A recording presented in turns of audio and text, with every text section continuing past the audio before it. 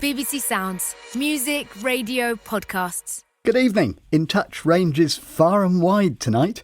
An intriguing study from a university in Western Australia, via an Ethiopian blind school, to a forgotten genius of 18th century Barnsley. If you're looking for other blind people who've broken the mould, perhaps the place to go is the 18th century. Blind Jack of Knaresborough, who rode round on horseback, building roads. Polymath and worldwide traveller James Holman. And Nicholas Saunderson. Well, if you're scratching your head, so was I. But he's now the subject of a musical about to tour the north of England. He's played by visually impaired actor Adam Martyn and directed by Andrew Loretto, also with a visual impairment. I've been talking to them both and I asked Andrew, who was he? It all looks very different today. Nicholas Saunderson was an extraordinary man who was born in 1682 in South Yorkshire, near Penistone. And he was born into a very humble background, but he lost his sight in his first year of life due to smallpox. Gradually, over the course of his boyhood, it was revealed that he was a natural mathematical genius. He just had a natural talent for numbers.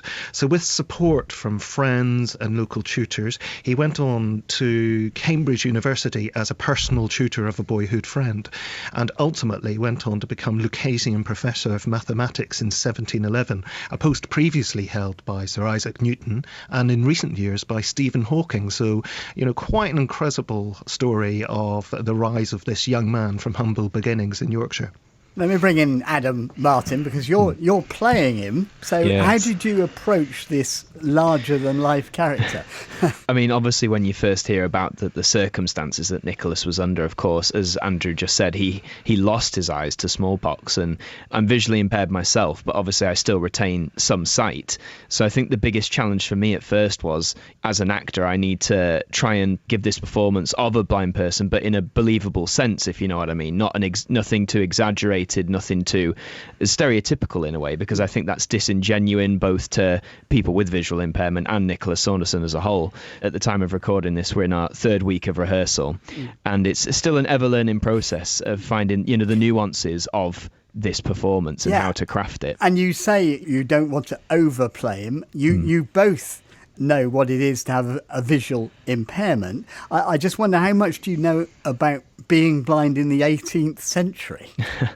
Well, isn't that a question? Well, I mean, obviously in the 17th, 18th century, things like Braille hadn't been invented yet. So, of course, it's a long-standing rumour and myth that we're working into the show, actually, that he learned how to read or know what letters were by tracing his finger across the gravestones in the churchyard. As I say, we've incorporated it into the show, but he had help from, friends and tutors as well to then hone his reading skills and then learn how to write as well, which obviously back then with without the aids and the technologies that we have now to help visually impaired people do that, that's quite remarkable, really. I mean, like, I'm using a stick of sorts, a cane of sorts. He would have still had something to sort of get a sense of where he was, but I think we're also playing with the idea that in his hometown of Penistone, he's gained a sense of familiarity with the place. Yeah. So it's we're playing with the different extremes of it, I think. Yeah. And do we know how he did the maths calculations? I mean, obviously, being a Stephen Hawking type mathematician, he'd have done them in his head. But did he have a way of writing stuff down, or at least noting numbers down? He had for himself a counting frame, which was about a metre square along all sides. And it was almost like an ingenious pegboard. So it was like a 1 metre square with holes all the way throughout it at various intervals. And he'd use large pegs and smaller pegs to then differentiate what the numbers were. So even though he couldn't see it, he could obviously use his hands and fit the pegs into the certain holes, as it were. And then from that, he could calculate equations or figure out sums. It's quite an ingenious method, considering the time and the era that he grew up in. I know the places, the same familiar faces that always were there. This is a musical, of course, and people often make comparisons with mathematical and musical genius. Do we happen to know whether he was musical as well? Yes, he was musical, and he did play certain instruments. So music was part of his life. And it's interesting, going back to your question about Enlightenment attitudes to people who were blind. One of the fact I've been looking into and found out about is scholars at the time debated whether or not blind people were more likely to be atheists as a result of their presumed bitterness against God for their condition.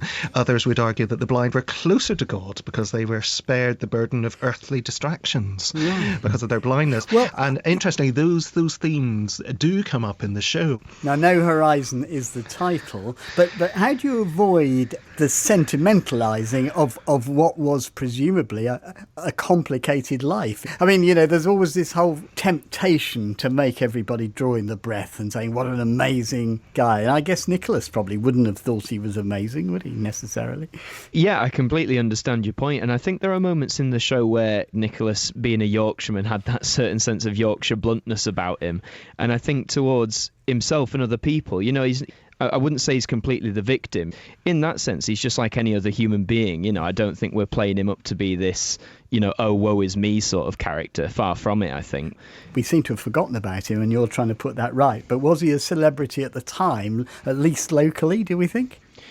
I think certainly for once he got the Lucasian professorship, which at the time, and still is in a way, is, you know, the highest position of mathematical superiority, if you like, in the English land. And I certainly think, you know, for those back in Penistone who knew him, and particularly his family, you know, here's a lad who's come from this small town in back then, and still people would argue now, in the middle of nowhere, and he's ascended to the highest, you know, post available in Cambridge. That was, you know, it's remarkable, really. And certainly when you research Nicholas Saunderson online and through articles or what people wrote about him at the time, they always talk about him as Andrew said, like, you know, a personality. He was someone that you remembered, someone you wanted to listen to, someone you wanted to speak with and get to know for all the reasons we've mentioned. So I think definitely at the time there was an air that he was looked up at maybe as, you know, as a miracle, I guess, in a way. You know, this lad who had it all against him ascended to something greater.